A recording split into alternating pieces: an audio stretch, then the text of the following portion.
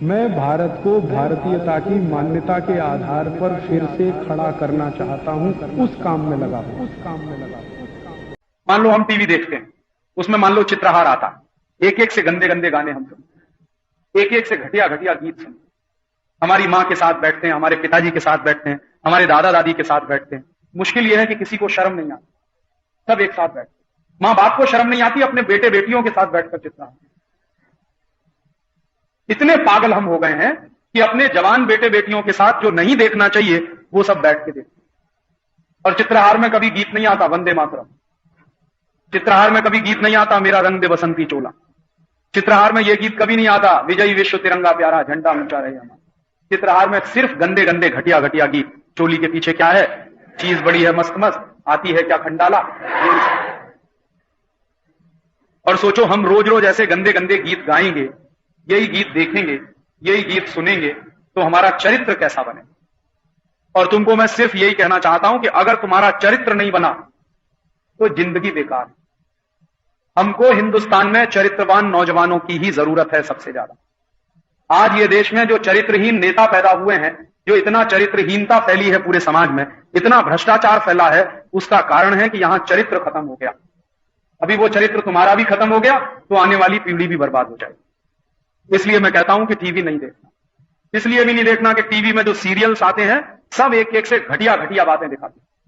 जितने TV serial आते हैं उसमें क्या दिखाते हैं, पति पत्नी के झगड़े, बाप बेटे के झगड़े, माँ बेटी के झगड़े, पड़ोसी पड़ोसी के झगड़े, बिजनेस पार्टनर के आपस में झगड़े, कोई किसी को मरवा रहा है, कोई किसी को मरवाने की साजिश कर रहा है, कोई किसी के घर में डकैती डलवा रहा है, कोई किसी के घर में चोरी करवा रहा है, कोई किसी के लिए सुपारी दे रहा है, कोई किसी से सुपारी ले रहा, यही सब तो है ना।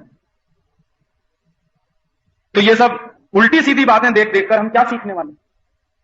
इसलिए कभी नहीं देखना और सिनेमा भी नहीं देखना, क्योंकि जो सिनेमा हम देखने जाते हैं उसमें सिवाय बर्बादी के दूसरी कोई बात नहीं आती। सिनेमा में सब कुछ झूठ होता है। तुमने सुना है ये हीरो हीरोइन एक्टिंग करते, एक्टिंग माने 100% झूठ, जो होता नहीं उनके जीवन में वो करते हैं, तो इसका माने झूठी तो है। जो अपने जीवन में वो कभी कर नहीं सकते वही दिखाते हैं। जैसे कोई हीरो है 25 मंजिल की इमारत से कूदता और उसको कभी चोट नहीं आती, ऐसा संभव है? 25 मंजिल की इमारत से कोई कूदेगा, हड्डी पसली नहीं बचेगी। लेकिन हीरो को तो कपड़े भी नहीं फटते। ऐसे क्या दिखाते हैं, एक हीरो है मोटरसाइकिल लेके आता है, दीवार तोड़ के निकल जाता है, मोटरसाइकिल नहीं टूटती, उसका सिर नहीं टूटता, दीवार टूटती। ये संभव है कभी? अगर संभव है तो अपना सिर पीट के देखो इस दीवार, देखो क्या टूटता। ऐसे दिखाते हैं एक हीरो आता है डिशुम डिशुम करता, 10-10 गुंडों को मार देता। एक दिन मैंने हिसाब लगाया कि बंबई में 350 हीरो रहते हैं और एक एक हीरो अगर 10-20 गुंडों को डिशुम डिशुम करके मार दे तो बंबई के गुंडे तो अब तक खत्म हो जाने चाहिए थे सब, एक भी गुंडा नहीं होना चाहिए बंबई। वास्तविकता पता है क्या, ये गुंडे हीरो को मार देते, गुंडों से हीरो पिटते और गुंडों को हफ्ता देते। क्यों देते हैं? डर के मारे कि हम बचे रहेंगे। सिनेमा में दिखाते इतने बहादुर हैं, असली जिंदगी में इतने चूहे हैं कि गुंडों को हफ्ता देते अपनी जान बचाने के। तो इनको हीरो कहना चाहिए? हीरो तो बहादुर होता, जीवन में बहादुर होता है, सिनेमा के पर्दे पर नहीं, असली जीवन में बहादुर होता। और हीरो इतना बहादुर होता है कि कभी भी उसको अपनी जान की चिंता नहीं होती, जान जाती है चली जाए लेकिन मेरा सिद्धांत नहीं जाना चाहिए। ऐसे लोगों को हीरो कहते हैं। तो हीरो तो इस देश में थे लोकमान्य तिलक, या हीरो तो थे भगत सिंह या ऊधम सिंह या सुभाष चंद्र बोस या महात्मा गांधी। तो तुम कहोगे ये कौन है? आमिर खान, शाहरुख खान, ये तो सब पैसे के लिए नाचने वाले लोग हैं। पैसा दे दो, दुनिया का घटिया से घटिया नाच करवा लो। तुमको मालूम है जो लोग पैसा लेकर नाच नाचते हैं उनको क्या कहते हैं? जो आते हैं हमारे घर में ताली पीट पीट के नाच दिखाते हैं फिर पैसा लेके जाते हैं, क्या कहते हैं उनको? है नाम नहीं मालूम तुम? अरे वो 50 पैसा लेते हैं, 1 रुपया लेते हैं, 2 रुपया लेते हैं, ताली पीट के नाच दिखाते हैं। तो ये लोग 50 पैसा, 1 रुपया, 2 रुपया लेते हैं नाच दिखाने के लिए, और ये लोग 1 लाख ले लेते हैं, 2 लाख ले लेते हैं, नाच तो वैसे ही दिखाते हैं ना, ताली पीट पीट। उनको हम लोग कहते हैं ही जड़ा।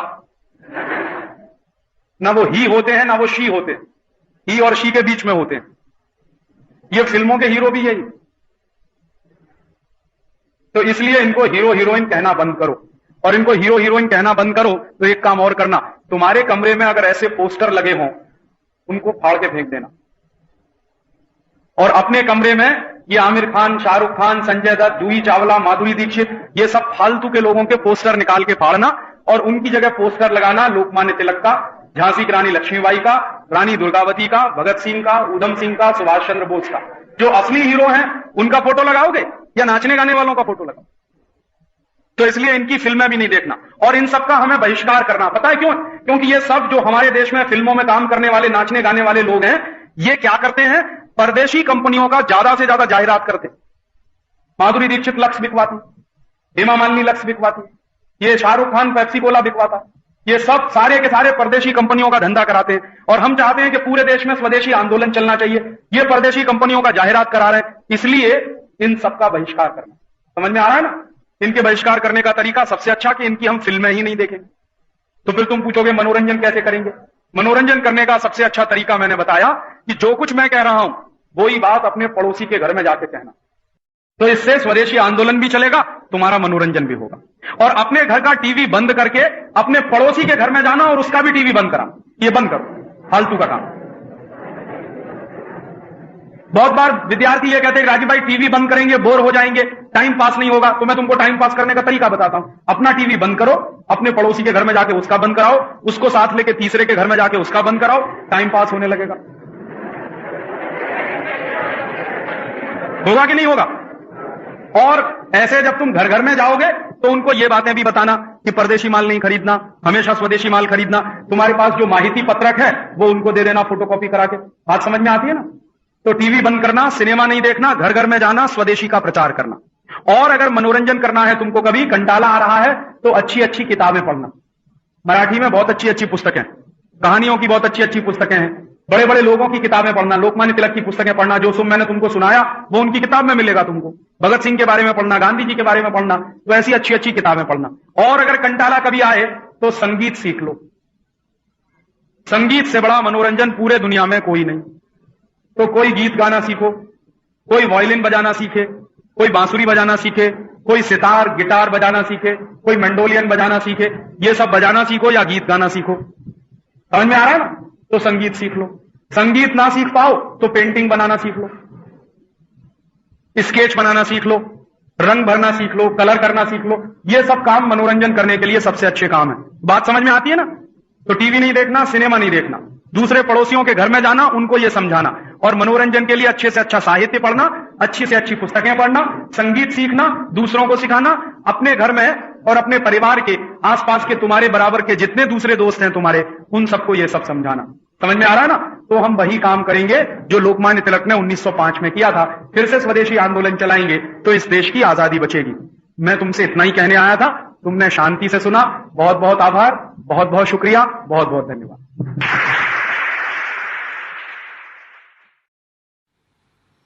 दोस्तों, सबसे पहले तो चैनल सब्सक्राइब करें, फिर लाइक, कमेंट और शेयर करें।